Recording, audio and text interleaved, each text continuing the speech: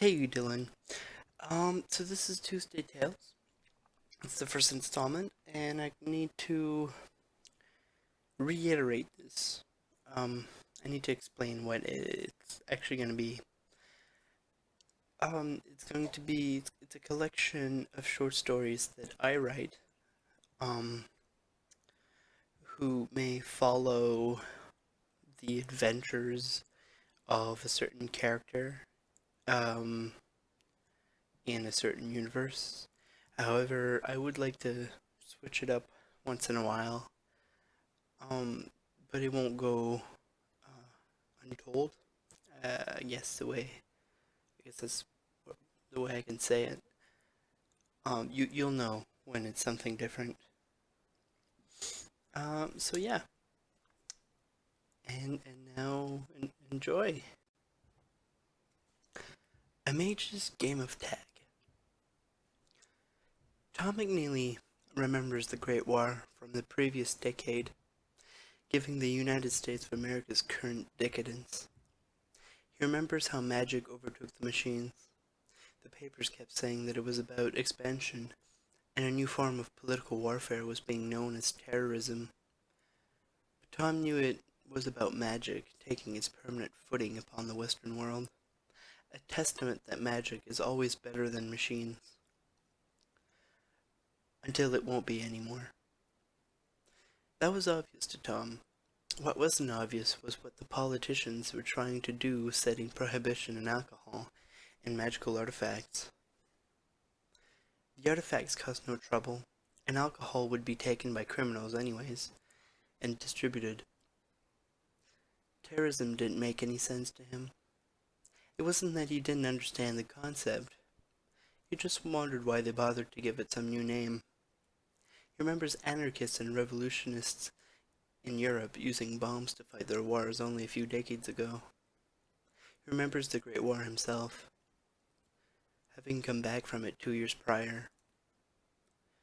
The artillery shells causing havoc on the battlefield, the grand machines with billowing black smoke coming out of them. There wasn't much for a mage to do when these kinds of new weapons were used against them. Tom would know. He was a mage himself. Tom was sitting in his office in the police department in Hell's Kitchen in Manhattan. He was a detective against boosted organized crime. His supposed mission was to wage a crusade against the predominant Westies in his district. Obviously, it wasn't easy. They were vicious and nefarious. Tom had been on the job for at least 1 year. He doesn't exactly remember when he started his mission, but it was made even harder for boosted cops to keep boosted organized crime down. Boosted was another way of saying magical, but the church didn't like things being called magic. Tom had stopped believing in a god during the war. Also, the word boosted made it more politically correct to have magicians running around wreaking havoc.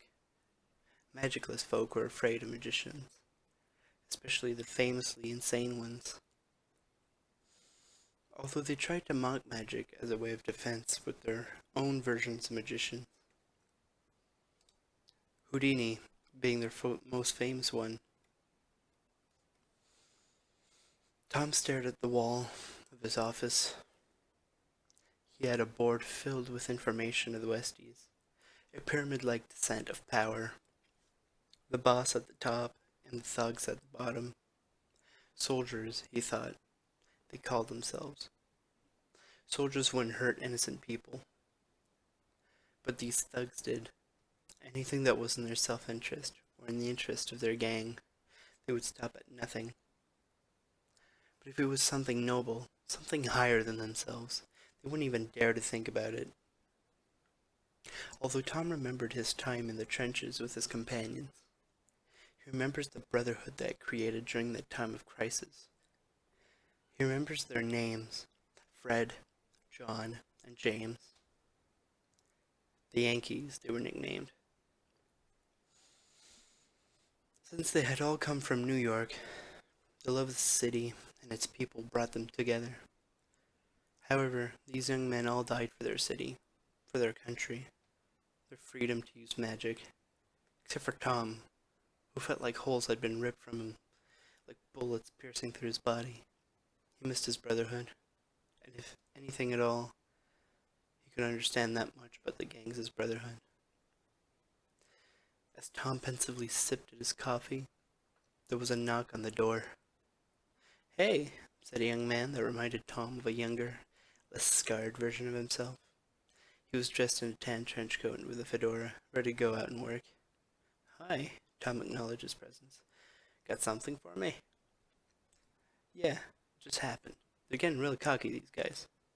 "Why?" "This happened not 2 streets from here." "That's basically on our front steps.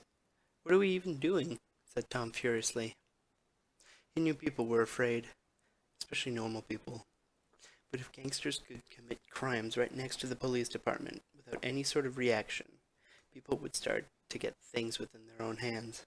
And that, Tom thought, would not be good for anyone. "Okay, tell me what happened as we walked there." Tom got up, put on his dusty gray trench coat and his magician's hat, as he was forced to by law. His hat was larger than others and flopped to the left of his face. It was larger because he was a veteran of magic usage. His hat was a lavender color, the color of the category of magic known as divination. All the misconceptions had made it more than what it was. Gypsies and vagabonds had also tarnished the category of divination as simple trickery of fortune-telling. Tom and his partner walked out to the police department. There was a certain air of dread and excitement in the air, but it was just New York. The smell of magic was faint, and it brought some sort of ecstasy to magicians that were walking about the area. Magic would attract magic. Tom and his young partner walked towards the crime scene. Tom thought of his usual questions that he would ask. "What type of crime is it?" "We're not actually sure about that yet," said the young man, who looked apologetic. "But we've been looking into that since it happened." "It's fine, Hank. Just tell me what happened." "I was making my way towards the police department about an hour ago, and about 2 blocks from getting there, I see a flash of fire, explosive, and yet the sound wasn't accompanying what I was seeing, like it was being concealed. There was a charged, unidentified thing in the street. I have no idea why there was this flash of explosive fire, but I knew it was illegal. I took out my whistle, knowing that I'm not boosted. I couldn't do much against a boosted criminal. I blew my whistle, and backup soon started to come. We chased the criminals, but after a few minutes we lost them in the alleys. But they seemed to be heading towards Little Italy, so we kept looking for a while, but it was hopeless. So we came back as soon as we could to salvage what I had seen as a mysterious, charred, unidentified thing. But they had taken the evidence away while we were chasing them. When Hank finished explaining what had occurred, they had arrived at the crime scene. Without anything to really look at, it was more puzzling than the usual crimes they saw. They were used to seeing corpses and grand thefts gone wrong. "Well, this is," Tom started. "Weird," Hank finished. The crime scene had barely any marks on it. The fire was gone too quick to leave any marks, yet it was hot enough to instantly burn something. They suspected it was a gang crime, because they hadn't heard of any Westies around the area boasting, and the criminals had gone in the direction of Little Italy. The problem was that these were quite a bit away from each other. There was usually no quarrel between the Italians and the Irish. Well, in their business, they seemed to cooperate. Around the crime scene there was a crowd of people. They had the potential to muck up Tom's work, just by being there.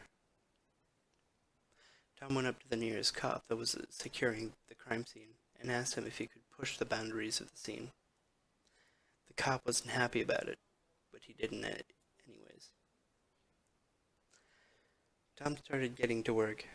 He swayed his arms as if he was arranging the blanket of a bed. A faint light purple glow came from his eyes and hands as he did so. To Hank, all it looked like was an almost invisible area, around Tom, who looked like he was in some sort of trance. It sent shivers down his spine. He had a fear of magic that wasn't unprecedented. He felt the warmth of passing through the area of Tom's spell. Although he was afraid, he still felt like he was safe within Tom's magical barriers. Tom became quite used to having to do these spells. They weren't complicated, and most of these were for much less skilled mages than himself. His skill level and veteranship of his category of magic were more useful in a battle. Even though he belonged in the category of divination, he still had an affinity to elemental manipulation spells, conjuration. To be able to have such an extensive skill level was truly extraordinary. Most mages could go so far as to mastering a category, but never being able to almost match it with another. "Alright, boss, tell me what you see," Hank said. Even in the barrier, Hank couldn't see what Tom saw. It had made the lawyers and judges question divinationists' integrity as officers of the law, as it could be easily bribed. They usually had the monitors looking at divinationists at all times, especially those that work in law enforcement. Monitors were these ever-watchful scryers that would look at legal mages were up to in the interests of normal people, and mages alike, for their safety. Legal mages are given a trace when they graduated, giving them full legal status.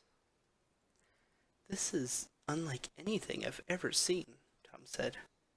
"Why, is there something wrong?" "The only thing they left was a note. They erased almost all traces of magic. This is new, and it's very professional." "Too new. Too professional," Tom said, absolutely stunned by the level of skill that it would have taken for anyone to clean magical residue so quickly. "Let me see. Show me your eyes." Hank hated to do this, but he felt it completely necessary to do it. Tom nodded, and his eyes glowed once more. His hand did as well. His hand went to Hank's forehead. His eyes started glowing as well. Suddenly he felt as though he was walking in Tom's shoes. He saw the note left by magical residue. "Ha ha, Tom and Hank. You're it," Hank read.